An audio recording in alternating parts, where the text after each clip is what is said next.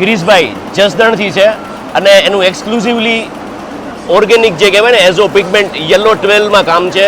ખાસ કરીને as a chemist PhD કેમિસ્ટ્રીના સ્ટુડન્ટ તરીકે બહુ જ મજા આવે કે ભાઈ આ ટેક્સટાઇલ ફિલ્ડની અંદર એક પિગમેન્ટનો રોલ શું હોઈ શકે. પોલિમર ઇન્ડસ્ટ્રીઝની અંદર ઘણા બધા એવા મેન્યુફેક્ચરર છે, એને યલો બારની જરૂર પડે. જો આ તમે વિડીયો સાંભળતા હોય ને તો આપણે ગિરીશભાઈના મોઢે જ સાંભળીએ કે એમની પ્રોડક્ટને અહીંયા કેવી રીતે એક્સપ્લોર કરે છે. પહેલી વખત ચાઇના આવ્યા છે. સર, તમારો એક્સપિરિયન્સ શેર કરજો. હું પહેલી વખત ચાઇના આવ્યો છું. મારું કેમિકલનું કામ છે, મારું કોટનનું કામ છે અને અમે લગભગ 19 તારીખથી ચાઇનામાં ફરીએ છીએ.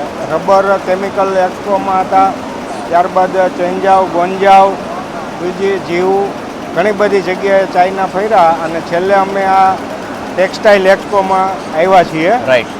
હા. અને તમને આ પહેલો એક્સપિરિયન્સ છે. તમે તમારા ધંધાને આજે એક ભારતની બહાર નીકળીને બી વિચાર કરો, જોવો છો તમે, તો તમે કંઈ ને કંઈ શું ફીલ કરો છો? તમને લાગે કે હજી આગળ ઘણો બધો સ્કેલ થઈ શકે?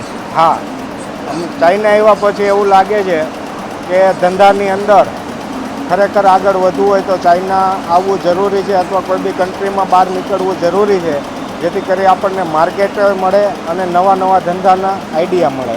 મસ્તીની પાઠશાળા તો આપણને ખબર છે, ધંધાની પાઠશાળા ચીન જ છે. આજે નહીં શીખો તો કાલે તમારે આવવું પડશે, પણ એનરોલમેન્ટ વહેલા જેટલું લેશો ને એટલો વહેલો ફાયદો છે. Wish you all the best. તમને ફ્યુચરમાં ભગવાન ઘણું કામ આપે એવી પ્રાર્થના. Okay, thank you.